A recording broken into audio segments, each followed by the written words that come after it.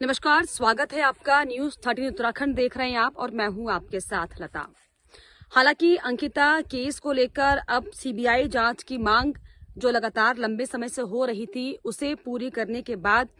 थोड़ी सी राहत सभी ने ली है। अंकिता के परिवार ने, तमाम वो लोग जो इस पूरे मामले को लेकर वीआईपी जांच की मांग कर रहे थे उन्होंने, लेकिन अभी भी एक नाम है जो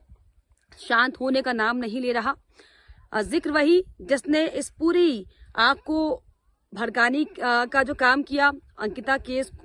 की जो फाइल है दोबारा से जिसकी वजह से खुली, उसका नाम जो कि सभी जानते हैं, उर्मिला सनावर। जी हाँ, उर्मिला सनावर हालांकि एसआईटी की जांच में पूरा सहयोग कर रही हैं।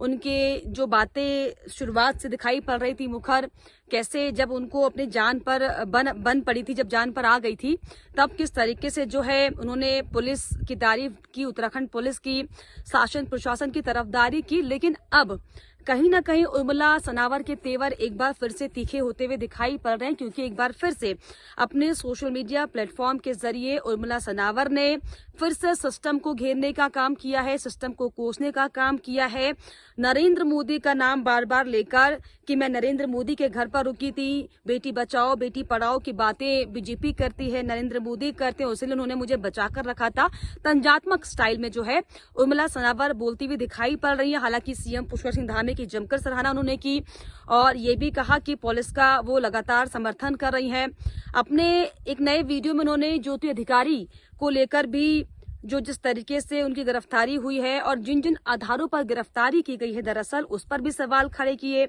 महिलाओं को लेकर जो व्यंग्य किया गया था, दराती को लेकर जो व्यंग्य किया गया था और जो कुमाऊनी संस्कृति, पहाड़ी संस्कृति को लेकर जो व्यंग्य किया गया था, उस पर भी जो है उर्मिला सनावर ने,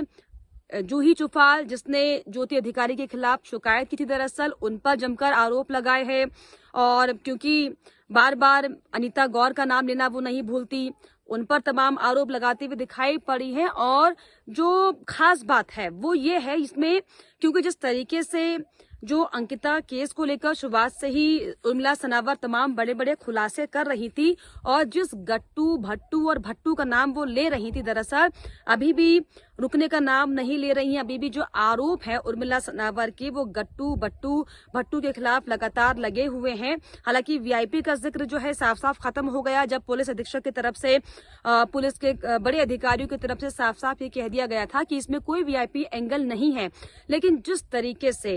तरीके से उर्मिला सनावर लगातार ये आरोप लगा रही हैं कि अगर मुझे नहीं बख्शा, मुझे अगर बख्शने की कोशिश की गई, यानी कि उर्मिला सनावर को अगर कहीं ना कहीं से परेशान करने की कोशिश की गई, तो अभी भी वो लगातार धमका रही हैं कि मेरे पास एक लंबी फेहरिस्त है जिसमें अगर मैं नामों का खुलासा करूंगी तो पूरा उत्तराखंड जल जाएगा। इस तरह की बातें वो बार बार कह रही, जिससे कि ये लगातार जो है साबित जरूर होता है कि कहीं ना कहीं दाल में तो कुछ काला जरूर है। क्योंकि जिस कॉन्फिडेंस के साथ आप सोचिए कि इतनी उठापटक इस पूरे घटना को लेकर हो गई है, सीबीआई केस की मांग लगातार हो रही थी, सीबीआई केस को जो है आखिरकार हामी पुष्कर सिंह धामी को भरनी पड़ी।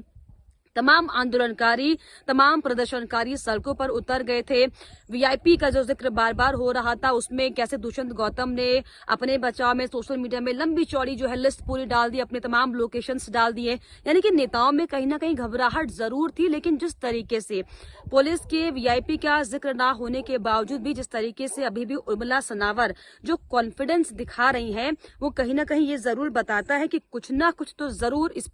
पूरे पिक्चर के पीछे की पर्दे की कहानी है। क्योंकि जिस कॉन्फिडेंस में उर्मिला सनावर एक बार फिर से आती हुई दिखाई पड़ रही हैं और जिस तरीके से वो नाम ले रही हैं दर्शन भारती का, जिनकी वजह से जो है वो पुलिस की पूछताछ में सहयोग कर रही हैं। क्योंकि जिस तरीके से उर्मिला सनावर एक के बाद एक वीडियोस डाल रही थी, उसके बाद कैसे जो है उन्हें उत्तराखंड से बाहर भागना पड़ा, वो पंजाब गई, दिल्ली गई और दिल्ली से जो है उन्हें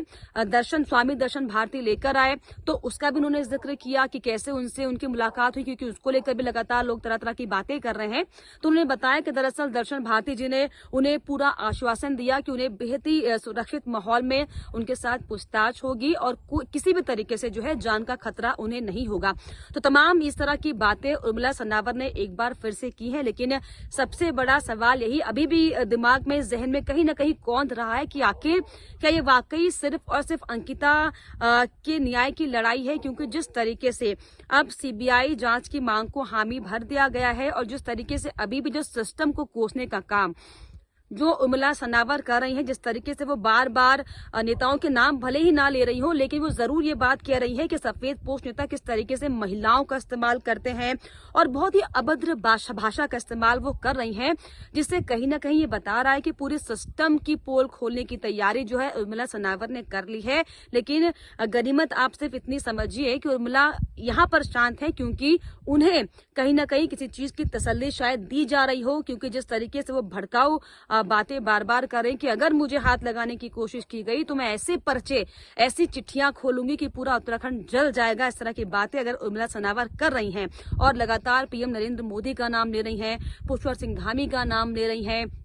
और अजीत डोभाल का नाम वो ले रही हैं, पुलिस प्रशासन का नाम ले रही है, सिस्टम को वो घेर रही हैं, गट्टू बट्टू भट्टू फट्टू का जिक्र वो करें, तो कहीं ना कहीं साफ ये समझा जा रहा है कि ऐसा लगता है कि हो सकता है इसके पीछे सिर्फ अंकिता के न्याय की लड़ाई नहीं, बल्कि क्या कोई और भी राजनीतिक मंशा है। क्या आपको लगता है इसको लेकर? क्योंकि अब वीआईपी का जिक्र हटा दिया गया, लेकिन इसके बाद भी अब जो है सीबीआई की जांच हो रही है और इसके बाद भी अभी जो उर्मिला सनावर के बयान अगर आप सुनेंगे उनके सोशल मीडिया प्लेटफॉर्म पर, तो उनसे आपको क्या समझ आता है, क्या ये पूरी कहानी लगती है? प्लीज कमेंट बॉक्स में जरूर लिखिएगा। इसके अलावा हमारे चैनल को लाइक, शेयर एंड सब्सक्राइब करना भी ना भूलें।